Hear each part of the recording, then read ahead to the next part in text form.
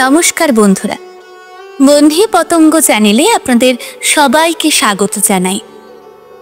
আচ্ছা, একটা কথা বলুন তো, জীবনটা অনেক সহজ, তাই না? কিন্তু মৃত্যুর মতো সত্যি আর কিছু নেই। আদিকাল থেকে জন্ম ও মৃত্যু, এই দুটি উপহার মানুষের জীবনে শ্রেষ্ঠ উপহার হয়ে ফিরে আসে বারবার। মাঝের জীবনটুকু কেমন যেন জাদুর মতো হয়ে ওঠে। হাসি, কান্না, সুখ, দুঃখ, আনন্দ সবই নিত্যদিনের বড় ঘটনায় পরিবর্তন হয়ে যায়। তেমন করেই কাদম্বিনীর জীবনে ঘটল এরকমই কিছু ঘটনা।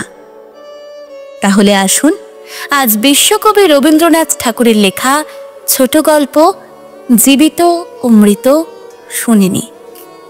এই গল্পের মাধ্যমে কাদম্বিনীর জীবনে ঠিক কি কি ঘটেছিল সেটাই জানব।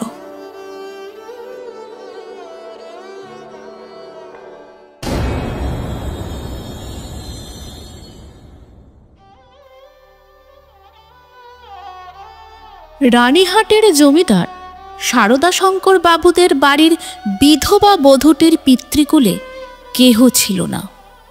সকলেই একে একে মারা গিয়াছে। পতিকুলেও ঠিক আপনার বলিতে কেহ নাই, পতিও নাই, পুত্রও নাই। একটি ভাসুরপো, শারদাশঙ্করের ছোট ছেলেটি, সেই তাহার চক্ষের মণি।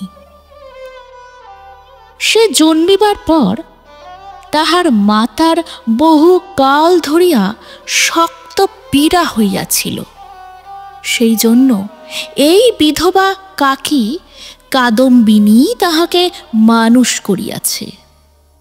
পরের ছেলে মানুষ করিলে তাহার প্রতি প্রাণের টান আরও যেন বেশি হয়, কারণ তাহার উপরে অধিকার থাকে না, তাহার উপরে কোনো সামাজিক দাবি নাই, কেবল স্নেহের দাবি। কিন্তু কেবলমাত্র স্নেহ সমাজের সমক্ষে আপনারও দাবি কোনো দলিল অনুসারে স্বপ্রমাণ করিতে পারে না এবং চাহেও না।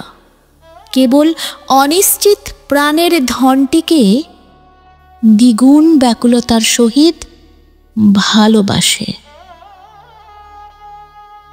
বিধবার সমস্ত রুদ্ধ প্রীতি এই ছেলেটির প্রতি সিঞ্চন করিয়া একদিন শ্রাবণের রাত্রে কাদম্বিনীর অকস্মাৎ মৃত্যু হইল। হঠাৎ কি কারণে তাহার হৃৎস্পন্দন স্তব্ধ হইয়া গেল, সময় জগতের আর সর্বত্রই চলিতে লাগিল। কেবল সেই স্নেহ কাতর ক্ষুদ্র কোমল বক্ষটির ভিতর সময়ের ঘড়ির কল চিরকালের মতো বন্ধ হইয়া গেল। পাছে পুলিশের উপদ্রব ঘটে, এই জন্য অধিক আড়ম্বর না করিয়া জমিদারের 4 জন ব্রাহ্মণ কর্মচারী অনতি বিলম্বে মৃতদেহ দাহ করিতে লইয়া গেল। রানীঘাটের শ্মশান লোকালয় হইতে বহু দূরে।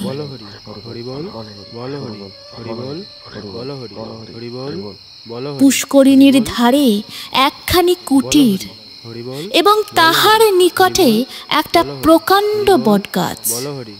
বৃহৎ মাঠে আর কোথাও কিছু নাই। পূর্বে এইখান দিয়া নদী বহিত, এখন নদী একেবারে শুকাইয়া গেছে। সেই শুষ্ক জলপথের এক অংশ খনন করিয়া শ্মশানের পুষ্করিণী নির্মিত হইয়াছে। এখানকার লোকেরা এই পুষ্করিণীকেই পুণ্য স্রোতস্বিনীর প্রতিনিধি স্বরূপ জ্ঞান করে। মৃতদেহ কুটিরের মধ্যে স্থাপন করিয়া চিতার কাঠ আসিবার প্রতীক্ষায় 4 জনে বসিয়া রহিল। সময় এত দীর্ঘ বোধ হইতে লাগিল যে অধীর হইয়া চারিজনের মধ্যে নিতাই এবং গুরুচরণ কাঠ আনিতে এত বিলম্ব হইতেছে কেন দেখিতে গেল। বিধু এবং বনমালী মৃতদেহ রক্ষা করিয়া বসিয়া রহিল। শ্রাবণের অন্ধকার রাত্রি, থমথমে মেঘ করিয়া আছে, আকাশে একটা তারা দেখা যায় না।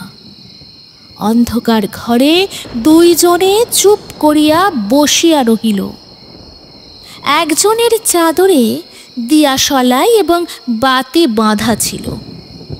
বর্ষাকালের দিয়াশলাই বহু চেষ্টাতেও জ্বলিল না।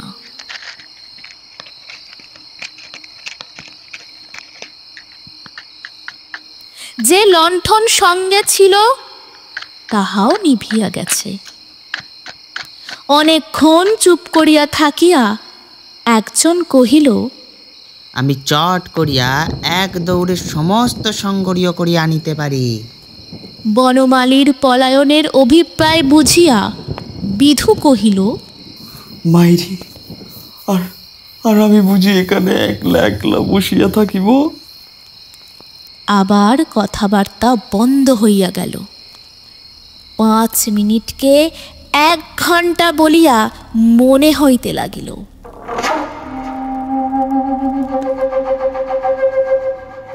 যাহারা কাঠ আনিতে গিয়াছিল তাহাদিগকে মনে মনে ইহারা গালি দিতে লাগিল। তাহারা যে দিব্য আরামে কোথাও বসিয়া গল্প করিতে করিতে তামাক খাইতেছে, এই সন্দেহ ক্রমশই তাহাদের মনে ঘনীভূত হইয়া উঠিতে লাগিল। কোথাও কিছু শব্দ নাই, কেবল পুষ্করিণী তীর হইতে অবিশ্রাম ঝিল্লি এবং বেকেরে ডাক শোনা যাইতেছে। এমন সময় মনে হইল যেন খাটটা ঈষৎ নড়িল, যেন মৃতদেহ পাশ ফিরিয়া শুইল। বিধু এবং বনমালী রাম নাম জপিতে জপিতে কাঁপিতে লাগিল। হঠাৎ ঘরের মধ্যে একটা দীর্ঘ নিঃশ্বাস শোনা গেল। বিধু এবং বনমালী এক মুহূর্তে ঘর হইতে লম্ফ দিয়া বাহির হইয়া গ্রামের অভিমুখে দৌড় দিল।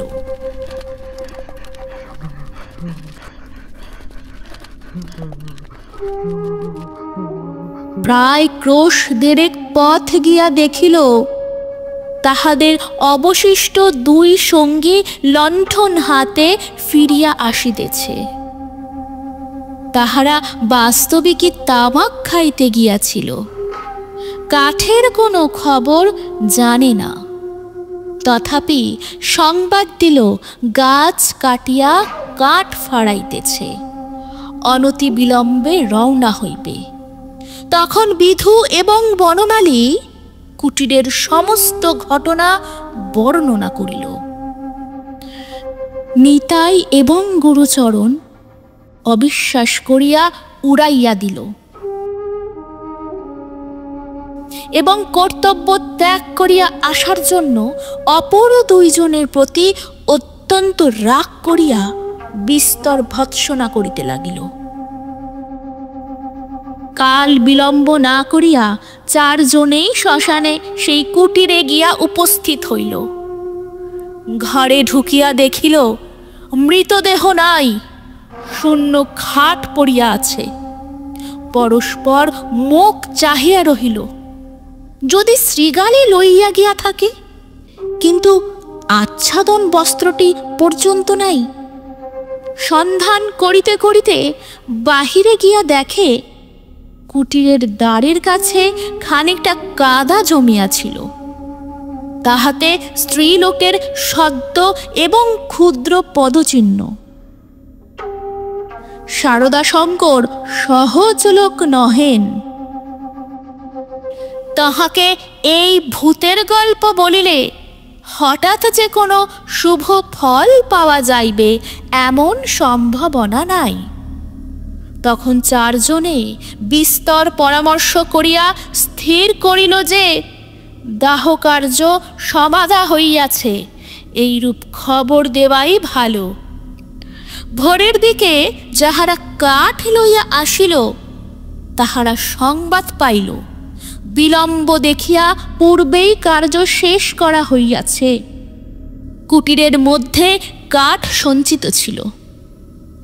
এ সম্বন্ধে কাহারও সহজে সন্দেহ উপস্থিত হইতে পারে না, কারণ মৃতদেহ এমন কিছু বহুমূল্য সম্পত্তি নহে যে কেহ ফাঁকি দিয়া চুরি করিয়া লইয়া যাইবে।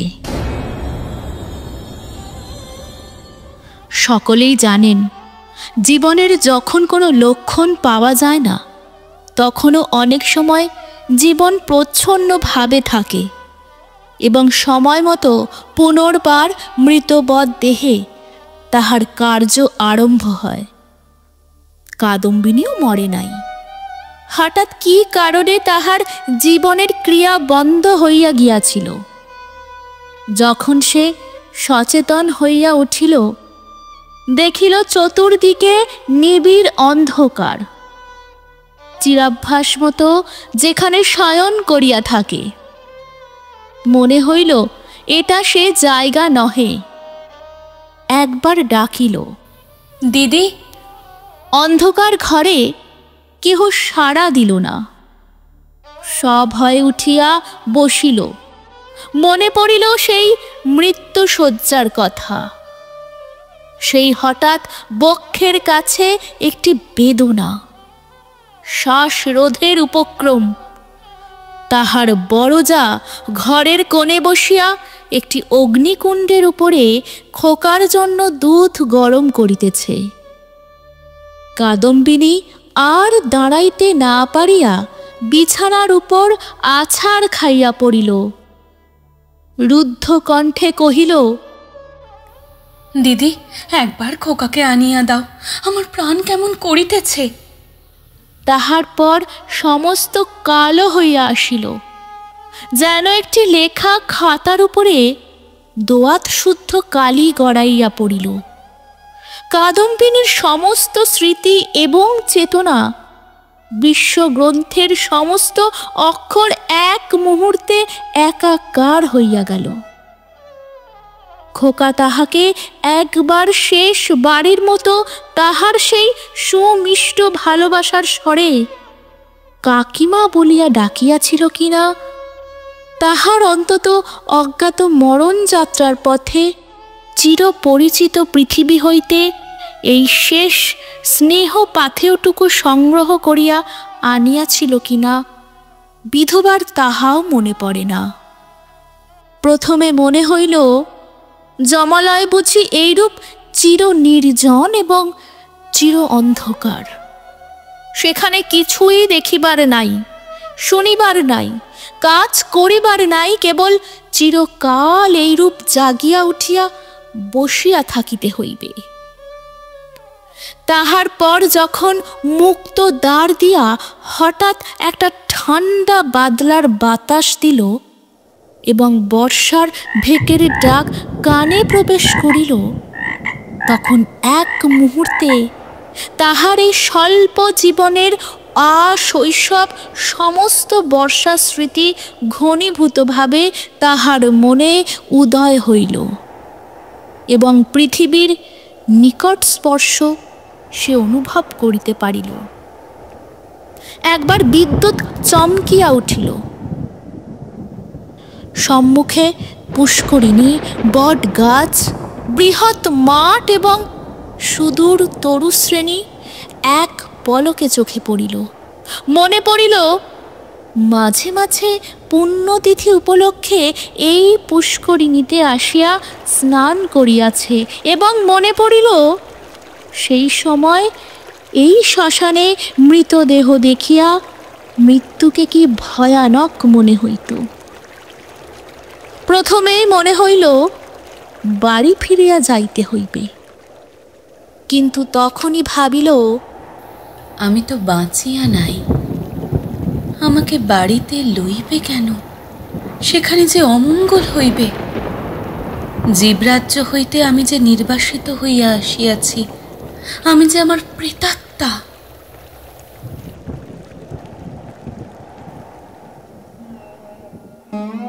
তাই যদি না হইবে, তবে সে এই অর্ধরাত্রে সারদা শঙ্করের সুরক্ষিত অন্তঃপুরে হইতে এই দুর্গম শ্মশানে আসিল কেমন করিয়া?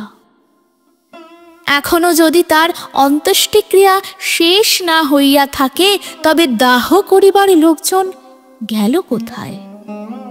সারদা শঙ্করের আলোকিত গৃহে তাহার মৃত্যুর শেষ মুহূর্ত মনে পড়িল।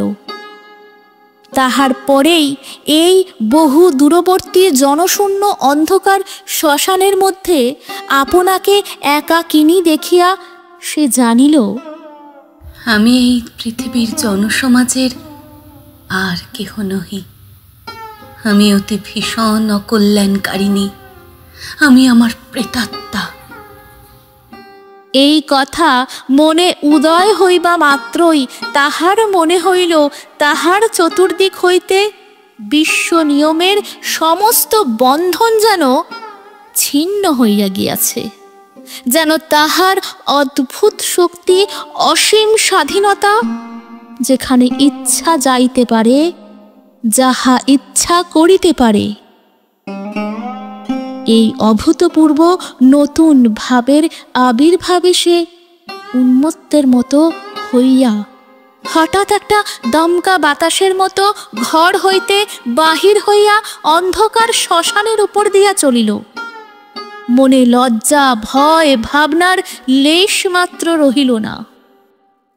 চলিতে চলিতে চরণ শ্রান্ত, দেহ দুর্বল হইয়া আসিতে লাগিল। মাঠের পর মাঠ, আর শেষ হয় না। মাঝে মাঝে ধান্য ক্ষেত্র, কোথাও বা এক হাঁটু জল দাঁড়াইয়া আছে। যখন ভোরের আলো অল্প অল্প দেখা দিয়াছে, তখন অদূরে লোকালয়ের বাঁশ ঝাড় হইতে দুটো একটা পাখির ডাক শোনা গেল। তখন তাহার কেমন ভয় করিতে লাগিল। পৃথিবীর সহিত, জীবিত মনুষ্যের সহিত এখন তাহার কিরূপ নূতন সম্পর্ক দাঁড়াইয়াছে সে কিছু জানে না। যতক্ষণ মাঠে ছিল, শ্মশানে ছিল, শ্রাবণ রজনীর অন্ধকারের মধ্যে ছিল, ততক্ষণ সে যেন নির্ভয়ে ছিল, যেন আপন রাজ্যে ছিল। দিনের আলোকে লোকালয় তাহার পক্ষে অতি ভয়ঙ্কর স্থান বলিয়া বোধ হইল। মানুষ ভূতকে ভয় করে, ভূতও মানুষকে ভয় করে। মৃত্যু নদীর দুই পারে দুইজনের বাস।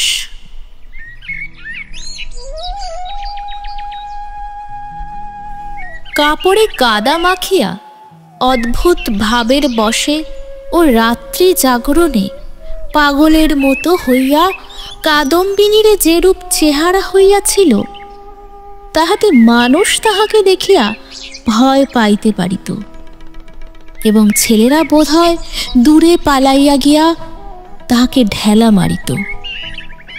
সৌভাগ্যক্রমে একটি পথিক ভদ্রলোক তাহাকে সর্বপ্রথমে এই অবস্থায় দেখিতে পায়। সে আসিয়া কহিল, মা, তোমাকে ভদ্র কুলবধূ বলিয়া বোধ হইতেছে। তুমি ওই অবস্থায় একলা পথে কোথায় চলিয়াছ? কাদম্বিনী প্রথমে কোনো উত্তর না দিয়া তাকাইয়া রহিল। হঠাৎ কিছুই ভাবিয়া পাইল না। সে যে সংসারের মধ্যে আছে, তাহাকে যে ভদ্র কুলবধূর মতো দেখাইতেছে, গ্রামের পথে পথিক তাহাকে যে প্রশ্ন জিজ্ঞাসা করিতেছে, এ সমস্তই তাহার কাছে অভাবনীয় বলিয়া বোধ হইল। পথিক তাহাকে পুনশ্চ কহিল, চলো মা, আমি তোমাকে ঘরে পৌঁছাইয়া দিই। তোমার বাড়ি কোথায় আমাকে বলো। কাদম্বিনী চিন্তা করিতে লাগিল। তখন ছেলেবেলার সইকে মনে পড়িল। সই যোগমায়ার সহিত যদিও ছেলেবেলা হইতেই বিচ্ছেদ, তথাপি মাঝে মাঝে চিঠিপত্র চলে। এক এক সময় রীতিমতো ভালোবাসার লড়াই চলিতে থাকে।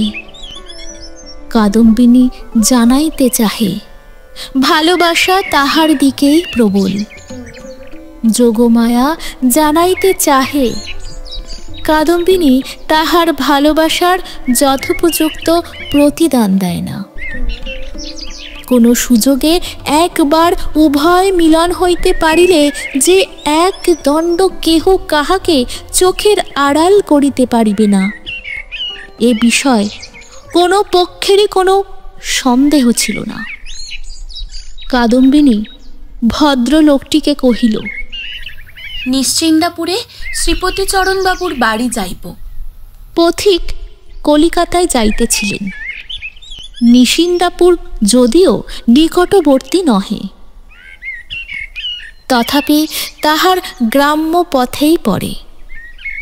তিনি স্বয়ং বন্দোবস্ত করিয়া কাদম্বিনীকে শ্রীপতিচরণবাবুর বাড়ি পৌঁছাইয়া দিলেন। দুই সইয়ে মিলন হইল। প্রথমে চিনিতে একটু বিলম্ব হইয়াছিল, তারপরে বাল্য সাদৃশ্য উভয়ের চক্ষে ক্রমশই পরিস্ফুট হইয়া উঠিল। যোগমায়া কহিল, ও মা, আমার কি ভাগ্য, তোমার যে দর্শন পাইব এমন তো আমার মনেই ছিল না। কিন্তু ভাই, তুমি কি করিয়া আসিলে? তোমার শ্বশুর বাড়ির লোকেরা যে তোমাকে ছাড়িয়া দিল। কাদম্বিনী চুপ করিয়া রহিল। অবশেষে কহিল, ভাই, শ্বশুর বাড়ির কথা আমাকে জিজ্ঞাসা করিও না। আমাকে দাসীর মতন বাড়ির এক প্রান্তে স্থান দিও, আমি তোমাদের কাজ করিয়া দিব। যোগমায়া কহিল, ও মা, দাসীর মতো থাকিবে কেন? তুমি আমার সই। এমন সময় শ্রীপতি ঘরে প্রবেশ করিল। কাদম্বিনী খানিকক্ষণ তাহার মুখের দিকে তাকাইয়া ধীরে ধীরে ঘর হইতে বাহির হইয়া গেল। মাথায় কাপড় দেওয়া বা কোনরূপ সংকোচ বা সম্ভ্রমের লক্ষণ দেখা গেল না। পাছে তাহার সইয়ের বিরুদ্ধে শ্রীপতি কিছু মনে করে, এজন্য ব্যস্ত হইয়া যোগমায়া নানা রূপে তাহাকে বুঝাইতে আরম্ভ করিল। কিন্তু এতই অল্প বুঝাইতে হইল এবং শ্রীপতি এত সহজে যোগমায়ার সমস্ত প্রস্তাবে অনুমোদন করিল যে যোগমায়া মনে মনে বিশেষ সন্তুষ্ট হইল না। কাদম্বিনী সইয়ের বাড়িতে আসিল, কিন্তু সইয়ের সঙ্গে মিশতে পারিল না। মাঝে মৃত্যুর ব্যবধান। আত্মসম্বন্ধে সর্বদা একটা সন্দেহ এবং চেতনা থাকিলে পরের সঙ্গে মেলা যায় না। কাদম্বিনী যোগমায়ার মুখের দিকে চায় এবং কি যেন ভাবে।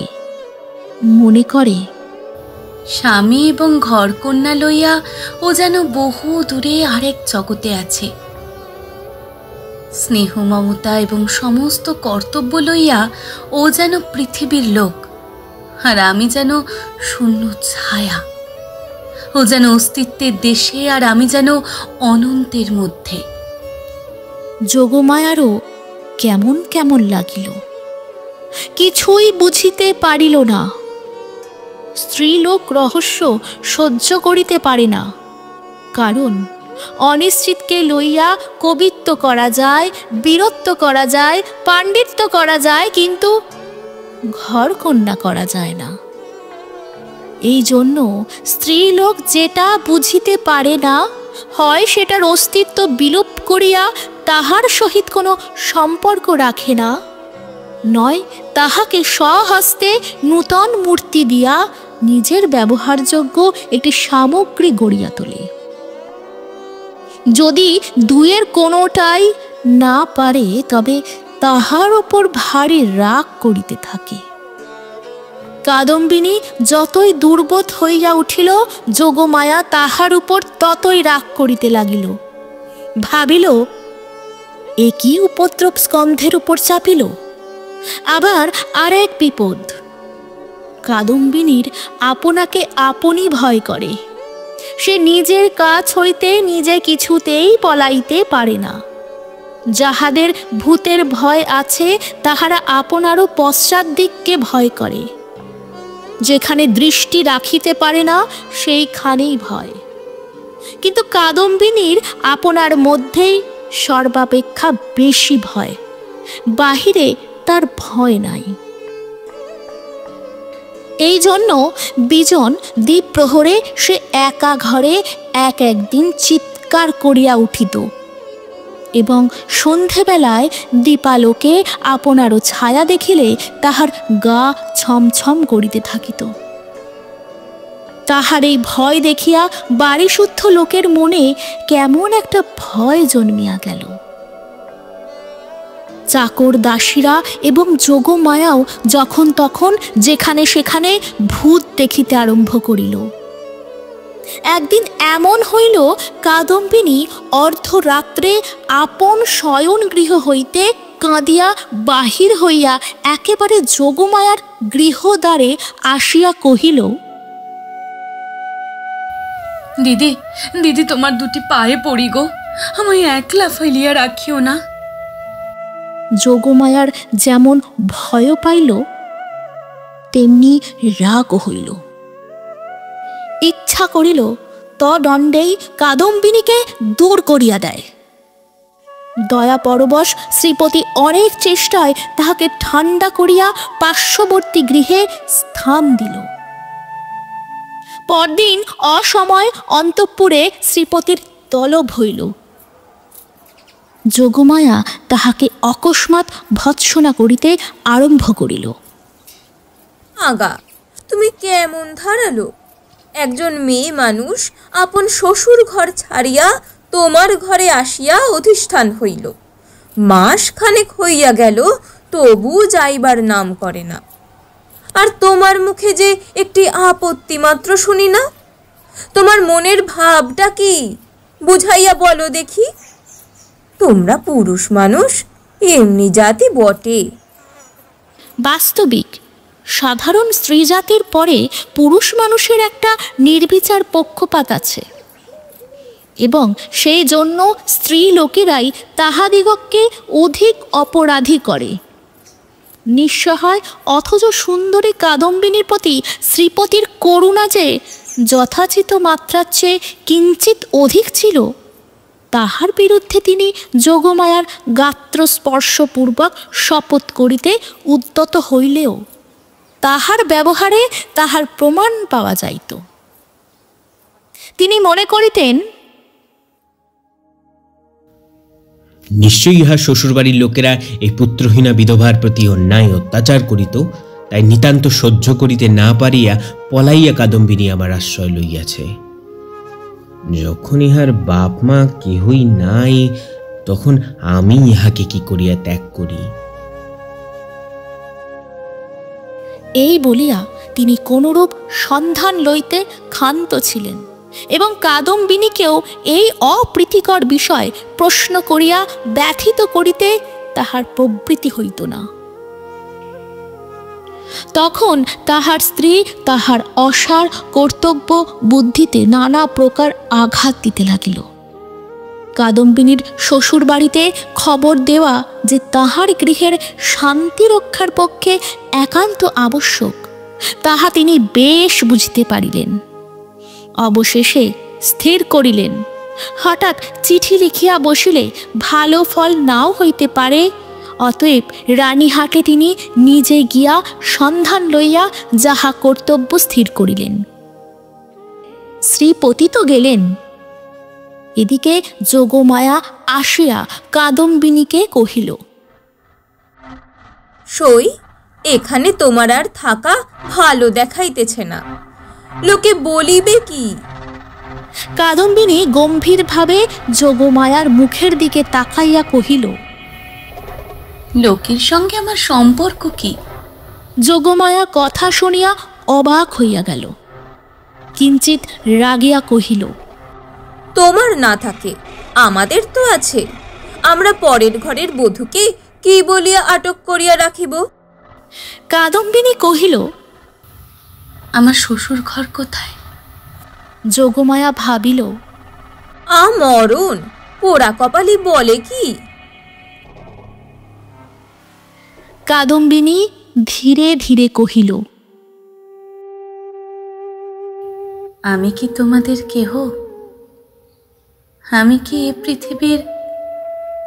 তোমরা হাসিতেছ, কাঁদিতেছ, ভালোবাসিতেছ, সবাই আপন আপন লইয়া আছো। আমি তো কেবল চাহিয়া আছি।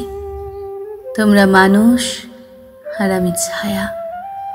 বুঝিতে পারি না ভগবান আমাকে তোমাদের এই সংসারের মাঝখানে কেন রাখিয়াছেন। তোমরাও ভয় করো পাছে তোমাদের হাসি খেলার মধ্যে আমি অমঙ্গল আনি। আমিও বুঝিয়া উঠিতে পারি না তোমাদের সঙ্গে আমার কি সম্পর্ক।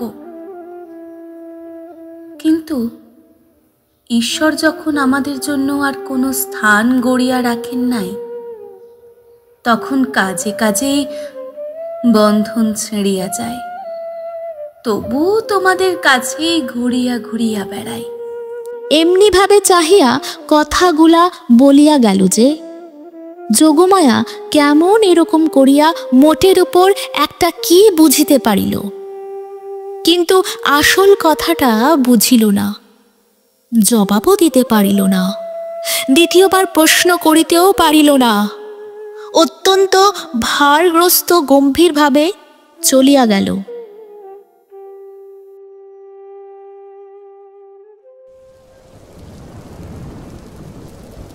রাত্রি প্রায় যখন 10টা, তখন শ্রীপতি রানীহাট হইতে ফিরিয়া আসিলেন। মুষলধারে বৃষ্টিতে পৃথিবী ভাসিয়া যাইতেছে।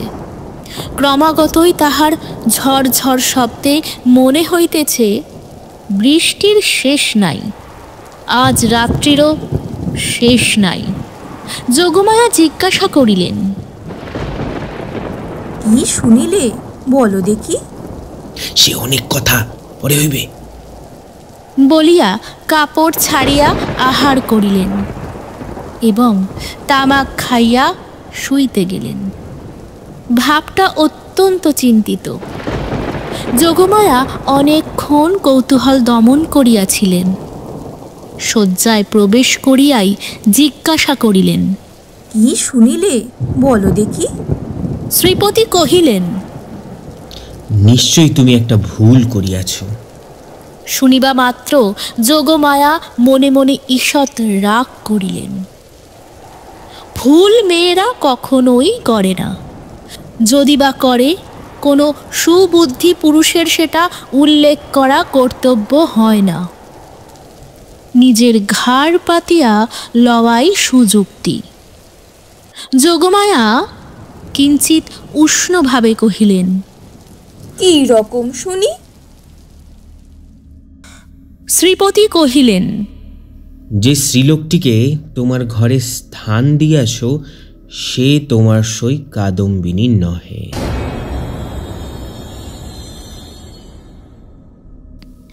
এমনতর কথা শুনিলে সহজেই রাগ হইতে পারে, বিশেষত নিজের স্বামীর মুখে শুনিলে তো কথাই নাই। যোগমায়া কহিলেন, আমার সইকে আমি চিনি না, তোমার কাছ হইতে চিনিয়া লইতে হইবে? কি কথার শ্রী! শ্রীপতি বুঝাইলেন, এ স্থলে কথার স্ত্রী লইয়া কোনো রূপ তর্ক হইতেছে না, প্রমাণ দেখিতে হইবে। যোগমায়ার সই কাদম্বিনী যে মারা গিয়াছে তাহাতে কোনো সন্দেহ নাই। যোগমায়া কহিলেন, ওই শোনো, নিশ্চয় একটা গোল পাকাইয়া আসিয়াছ। কোথায় যাইতে কোথায় গিয়াছ, কি শুনিতে কি শুনিয়াছ তাহার ঠিক নাই। তোমাকে নিজে যাইতে কে বলিল? একখানা চিঠি লিখিয়া দিলেই সমস্ত পরিষ্কার হইত। নিজের কর্মপটুতার প্রতি স্ত্রীর এইরূপ বিশ্বাসের অভাবে শ্রীপতি অত্যন্ত ক্ষুণ্ণ হইয়া বিস্তারিতভাবে সমস্ত প্রমাণ প্রয়োগ করিতে লাগিলেন, কিন্তু কোনো ফল হইল না। উভয় পক্ষে হ্যাঁ না করিতে করিতে রাত্রি দ্বীপ প্রহর হইয়া গেল। যদিও কাদম্বিনীকে এই দণ্ডেই গৃহ হইতে বহিষ্কৃত করিয়া দেওয়া সম্বন্ধে স্বামী স্ত্রী কাহারও মতভেদ ছিল না, কারণ শ্রীপতির বিশ্বাস তাহার অতিথি ছদ্ম পরিচয় তাহার স্ত্রীকে প্রতিদিন প্রতারণা করিয়াছে, এবং যোগমায়ার বিশ্বাস সে কুলত্যাগিনী। তথাপি উপস্থিত তর্কটা সম্বন্ধে উভয়ের কেহই হার মানিতে চাহেন না। উভয়ের কণ্ঠস্বর ক্রমেই উচ্চ হইয়া উঠিতে লাগিল। ভুলিয়া গেলেন পাশের ঘরেই কাদম্বিনী শুইয়া আছে। একজন বলিলেন, ভালো বিপদেই পড়া গেল, আমি নিজের কানে শুনিয়া আসিলাম। আর একজন দৃঢ় স্বরে বললেন, সে কথা বলিলে মানিব কেন? আমি নিজের চক্ষে দেখিতেছি। অবশেষে যোগমায়া জিজ্ঞাসা করিলেন, আচ্ছা, কাদম্বিনী কবে মরিল বলো দেখি? ভাবিলেন কাদম্বিনীর কোনো একটা চিঠির তারিখের সহিত অনৈক্য বাহির করিয়া শ্রীপতির ভ্রম সপ্রমাণ করিয়া দিবেন। শ্রীপতি যে তারিখের কথা বলিলেন, উভয় হিসাব করিয়া দেখিলেন যেদিন সন্ধ্যাবেলায় কাদম্বিনী তাহাদের বাড়িতে আসে সে তারিখ ঠিক তাহার পূর্বের দিনই পড়ে। শুনিবা মাত্র যোগমায়ার বুকটা হঠাৎ কাঁপিয়া উঠিল।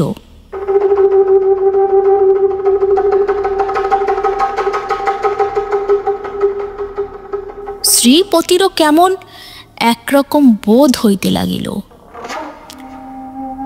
এমন সময় তাহাদের ঘরের দ্বার খুলিয়া গেল। একটা বাদলার বাতাস আসিয়া প্রদীপটা ফস করে নিভিয়া গেল।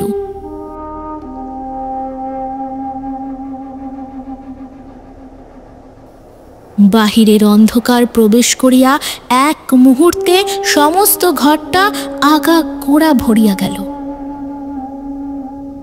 কাদম্বিনী একেবারে ঘরের ভিতরে আসিয়া দাঁড়াইল।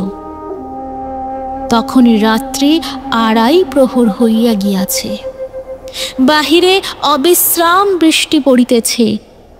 কাদম্বিনী কহিল, সই, আমি তোমার সেই কাদম্বিনী।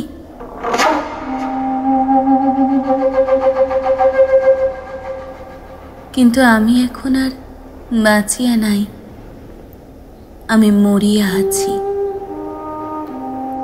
যোগমায়া ভয়ে চিৎকার করিয়া উঠিলেন। শ্রীপতির বাক্য শ্রুতি হইল না। কিন্তু আমি মরিয়াছি ছাড়া তোমাদের কাছে আর কি অপরাধ করিয়াছি? আমার যদি ইহলোকেও স্থান নাই, পরলোকেও স্থান নাই, ওগো আমি তবে কোথায় যাইব? ওগো আমি তবে কোথায় যাইব? এই বলিয়া মূর্ছিত দম্পতিকে অন্ধকার ঘরে ফেলিয়া বিশ্বজগতে কাদম্বিনী আপনার স্থান খুঁজিতে গেল।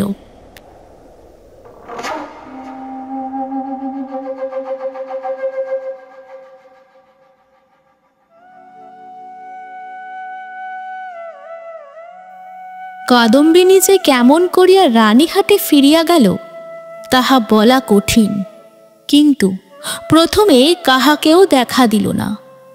সমস্ত দিন অনাহারে একটা ভাঙা পোড়ো মন্দিরে যাপন করিল। বর্ষার অকাল সন্ধ্যা যখন অত্যন্ত ঘন হইয়া আসিল এবং আসন্ন দুর্যোগের আশঙ্কায় গ্রামের লোকেরা ব্যস্ত হইয়া আপন আপন গৃহ আশ্রয় করিল, তখন কাদম্বিনী পথে বাহির হইল।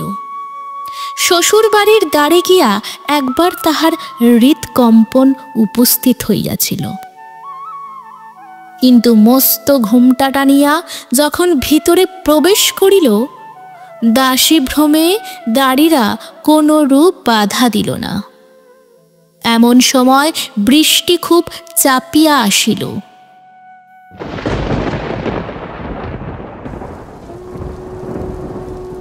বাতাসও বেগে বহিতে লাগিল। তখন বাড়ির গৃহিণী শারদা শঙ্করের স্ত্রী তাহার বিধবা ননদের সহিত তাস খেলিতেছিলেন।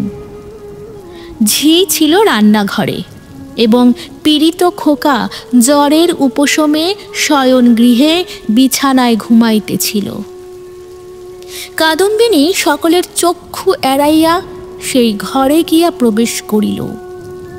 সে যে কি ভাবিয়া শ্বশুর বাড়ি আসিয়াছিল জানি না, সে নিজেও জানে না। কেবল এইটুকু জানে যে একবার খোকাকে চক্ষে দেখিয়া যাইবার ইচ্ছা। তাহার পর কোথায় যাইবে, কি হইবে, সে কথা সে ভাবেও নাই। দীপালোকে দেখিল রুগ্ন শীর্ণ খোকা হাত মুঠা করিয়া ঘুমাইয়া আছে। দেখিয়া উত্তপ্ত হৃদয় যেন তৃষাতুর হইয়া উঠিল। তাহার সমস্ত বালাই লইয়া তাহাকে একবার বুকে চাপিয়া না ধরিলে কি বাঁচা যায়। আর তাহার পর মনে পড়িল, আমি নাই, ইহাকে দেখিবার কে আছে? ইহার মা সঙ্গ ভালোবাসে, গল্প ভালোবাসে, খেলা ভালোবাসে। এতদিন আমার হাতে ভার দিয়াই সে নিশ্চিন্ত ছিল। কখনো তাহাকে ছেলে মানুষ করিবার কোনো দায় পোহাইতে হয় নাই। আজ ইহাকে কে তেমন করিয়া যত্ন করিবে? এমন সময় খোকা হঠাৎ পাশ ফিরিয়া অর্ধ নিদ্রিত অবস্থায় বলিয়া উঠিল, কাকিমা জল দে। মরিয়া যাই সোনা আমার, তোর কাকিমাকে এখনো বলিস নাই? তাড়াতাড়ি কুজা হইতে জল গড়াইয়া লইয়া খোকাকে বুকের উপর তুলিয়া কাদম্বিনী তাহাকে জল পান করাইল।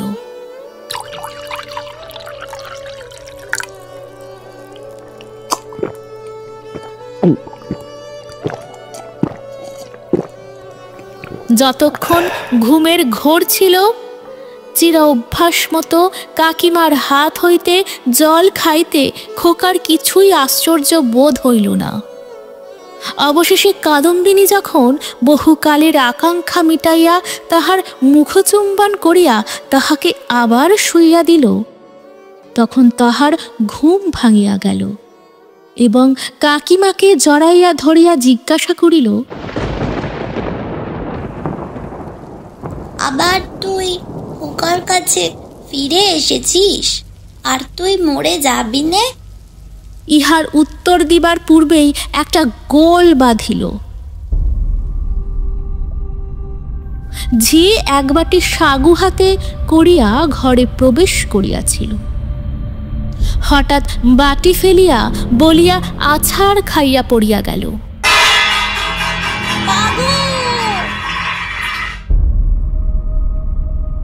চিৎকার শুনিয়া তাস ফেলিয়া গিন্নি ছুটিয়া আসিলেন।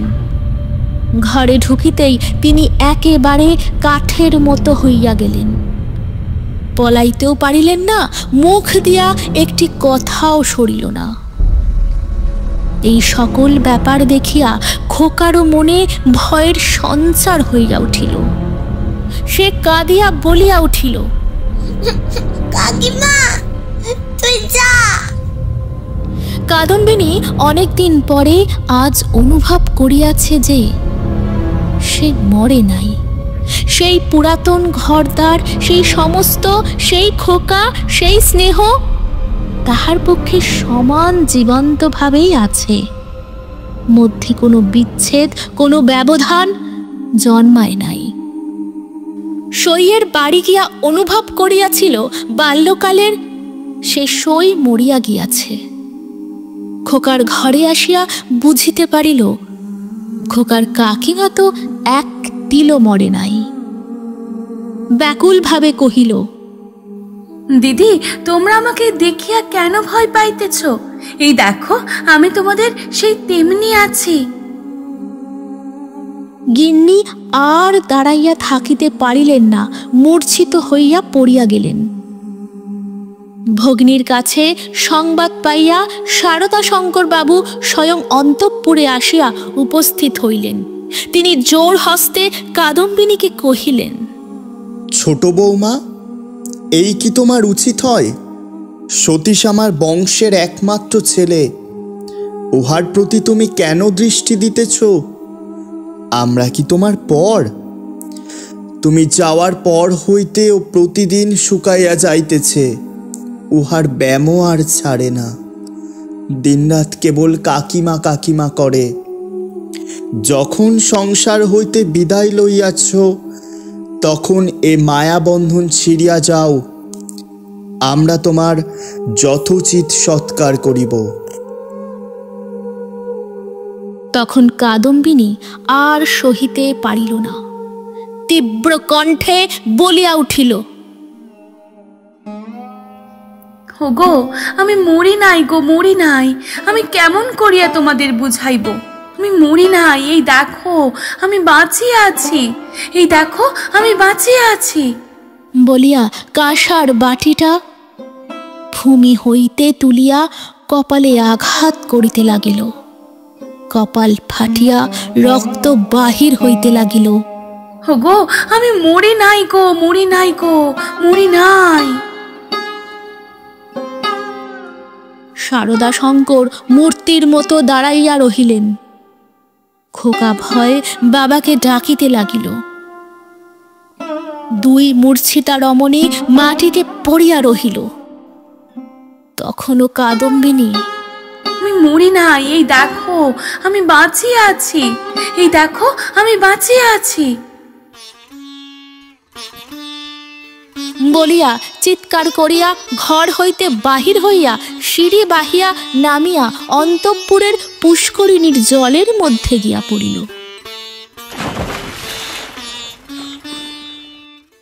সারদা শঙ্কর উপরের ঘর হইতে শুনিতে পাইলেন, ঝপাস করিয়া একটি শব্দ হইল।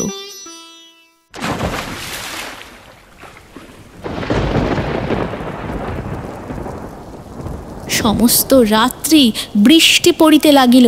তাহার পরদিন সকালেও বৃষ্টি পড়িতেছে, মধ্যাহ্নেও বৃষ্টির বিরাম নাই। কাদম্বিনী মরিয়া প্রমাণ করিল সে মরে নাই।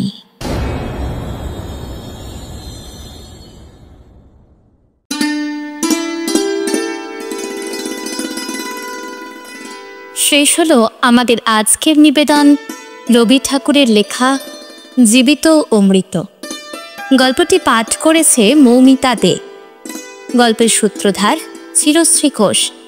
অন্যান্য চরিত্রে বনমালী শুভময় মল্লিক, বিধু শুভময় মল্লিক, কাদম্বিনী চিরশ্রী ঘোষ, পথিক অরূপ কুমার দেব, যোগমায়া ঋতশ্রী জানা, শ্রীপতি শুভম মিত্র, খোকা ও ঝি দেবলীনা বিশ্বাস, সারদা শঙ্কর দিনেশ ঘোষ, পোস্টার ও graphics design Partha Poddar, sound design Samya. গল্পটি কেমন লাগলো আমাদের অবশ্যই কমেন্ট বক্সে জানাবেন। গল্পটি যদি ভালো লেগে থাকে একটা লাইক আর শেয়ার করবেন। আরও এরকম গল্প শুনতে নিচের রেড বেল আইকনটি প্রেস করে রাখুন, যাতে সবার প্রথম আপনার কাছে নোটিফিকেশন চলে যেতে পারে। আজ তবে এইটুকুই থাক।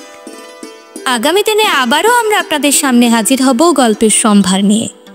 ততক্ষণ ভালো থাকবেন, সুস্থ থাকবেন।